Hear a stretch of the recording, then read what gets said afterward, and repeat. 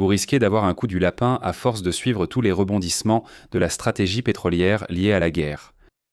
Attendez, la guerre en Ukraine ou avec l'Iran, me direz-vous? À quoi je réponds oui. Aujourd'hui, nous allons surtout nous concentrer sur la situation en Ukraine. Vous voyez, cette semaine, l'Ukraine a lancé plusieurs attaques massives contre des infrastructures pétrolières éloignées.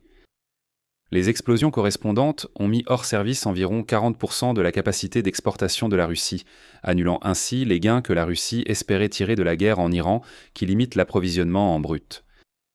C'est un moment important dans le conflit global, et cela mérite qu'on s'y attarde davantage.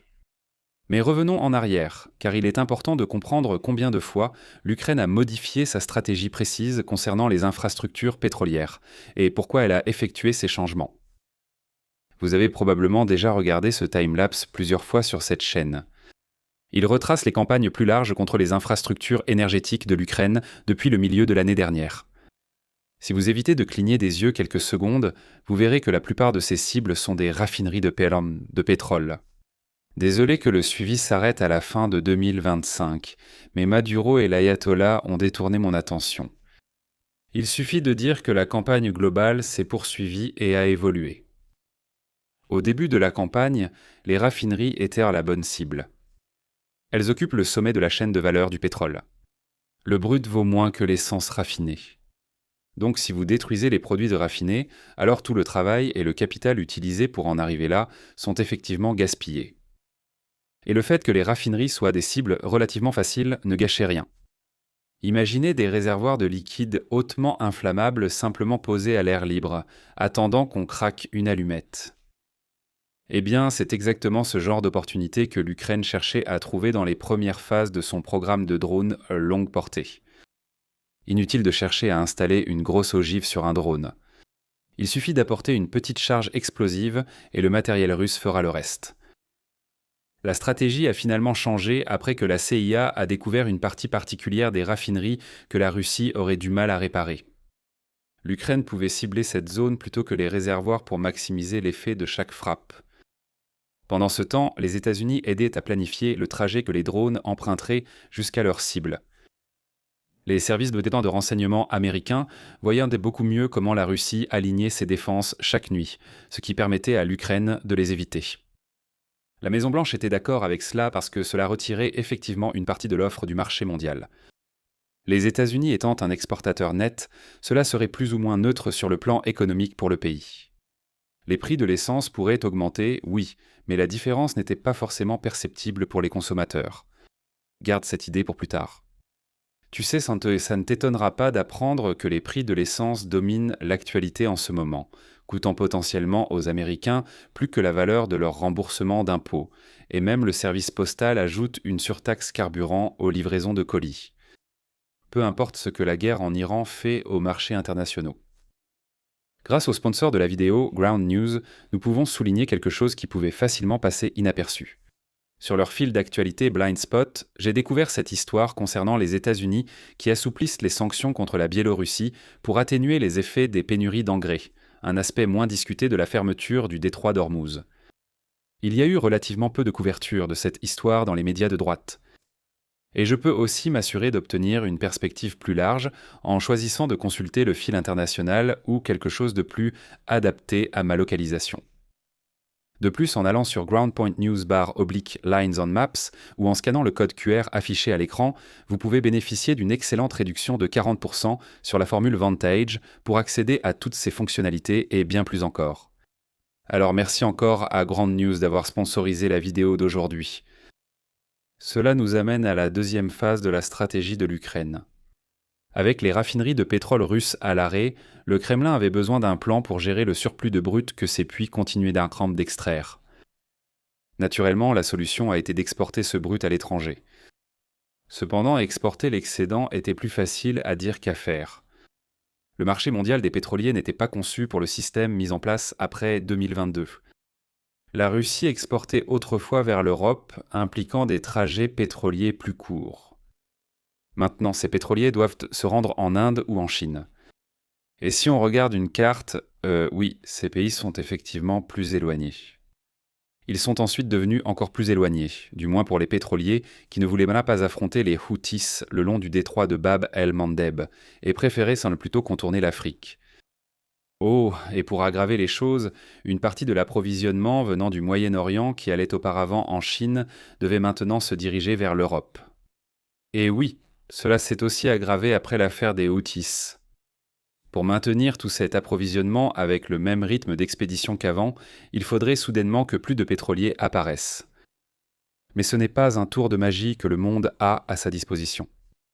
Bien sûr, vous pourriez convaincre un pétrolier déjà en bout de course de retarder ses réparations pour un dernier voyage, mais cela ne résoudra pas vraiment le problème d'approvisionnement. Ainsi, si l'Ukraine pouvait mettre hors service un pétrolier de la flotte fantôme, cela ne bloquerait pas seulement le pétrole spécifique à bord du navire à ce moment-là, mais cela bloquerait également tout le pétrole qui attend au port pour ce navire, voyage après voyage. Un autre pétrolier de la flotte fantôme ne le remplacerait pas. Encore mieux, pour éviter de contrarier vos partenaires de coalition avec des marées noires toutes les 2 semaines, vous pouviez détruire des pétroliers vides. Le pétrole reste bloqué au port d'une manière ou d'une autre. Le seul défi était de toucher des cibles mobiles qui ont naturellement tendance à être bien protégées, souvent à des distances éloignées. Cela aurait été utile si, par exemple, l'Europe avait simplement appliqué les sanctions et règles de sécurité aux pétroliers de la flotte fantôme. Nous savons, avec le recul, que la Russie n'a rien fait de significatif en réponse à de telles mesures.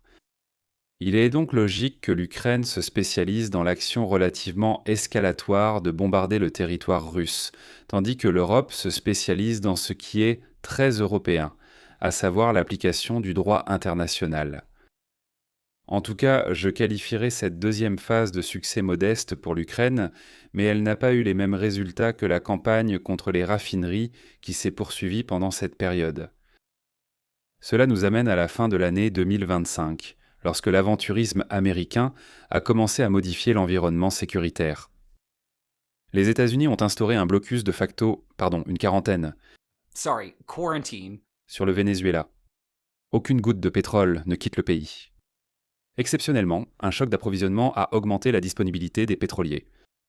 La plupart des capitaines évitaient les côtes vénézuéliennes, les États-Unis appliquant la politique très strictement. Les amateurs d'un certain plat mexicain étaient là perplexes, mais c'était comme ça. Cibler les pétroliers restait utile par la suite, mais ce n'était plus aussi utile. Le goulot d'étranglement avait disparu. Le pétrolier lui-même pouvait avoir de la valeur, et cela enverrait un message aux autres capitaines, mais cela n'empêcherait pas le Kremlin d'en trouver un autre pour le remplacer.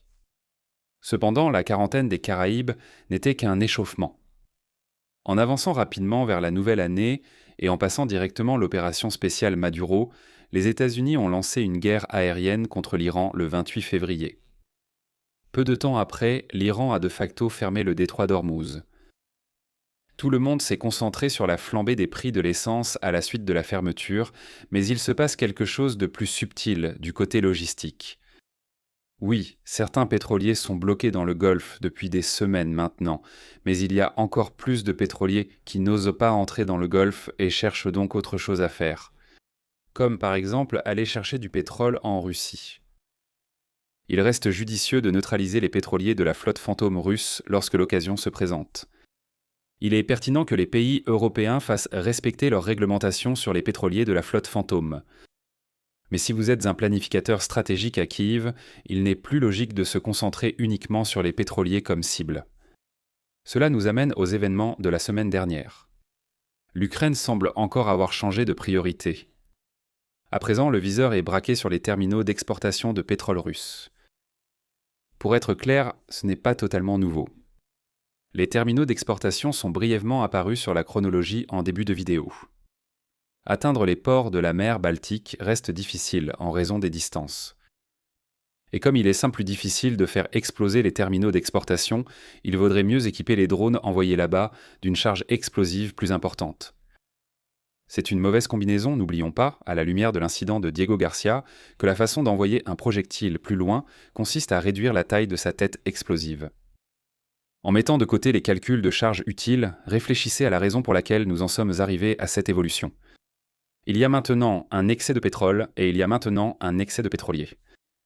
Ce dont il n'y a pas d'excès, et ce qui n'est pas non plus facile à augmenter, c'est le nombre de terminaux d'exportation que la Russie possède.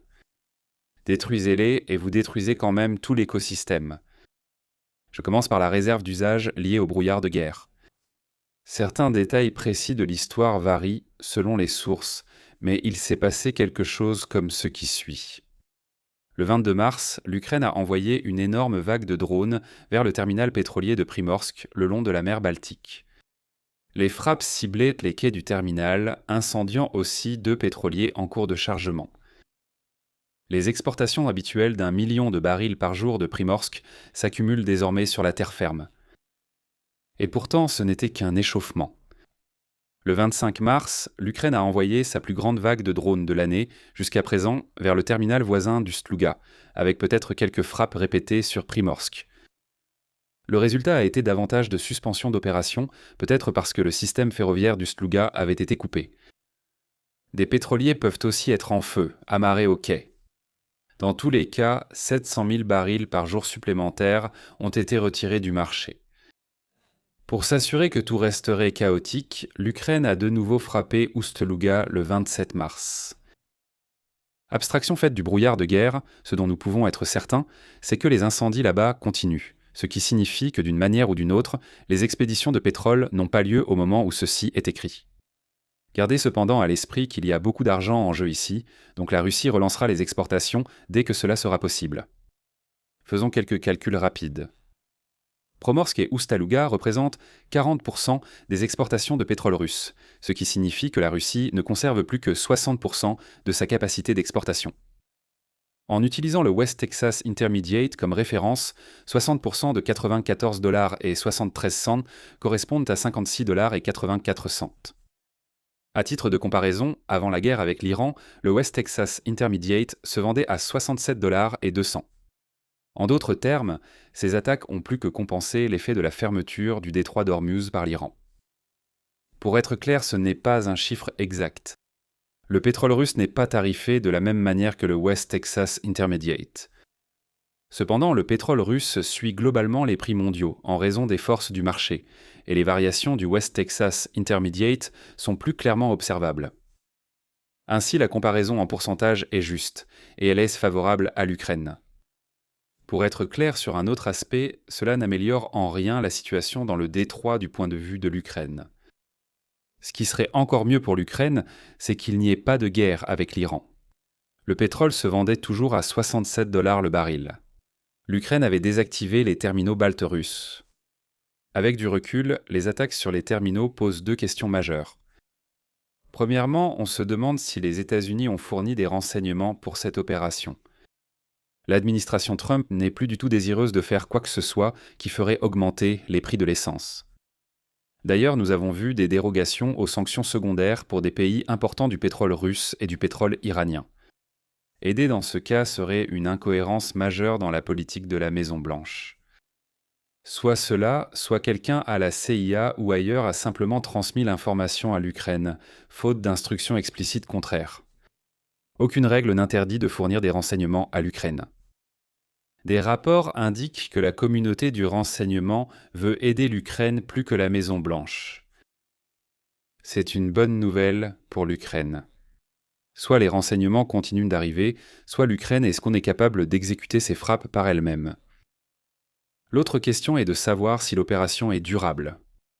La Russie ne verra probablement pas sa capacité réduite de 40% indéfiniment. Il ne me surprendrait pas qu'une partie soit de nouveau opérationnelle au moment où vous écoutez ceci.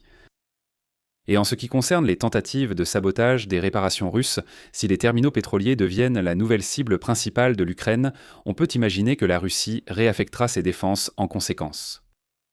Étrangement, cela impliquerait d'ajouter plus de défense aérienne en Biélorussie, car l'une des 2 trajectoires ukrainiennes semble avoir longuement survolé le partenaire de la Russie dans l'état de l'Union.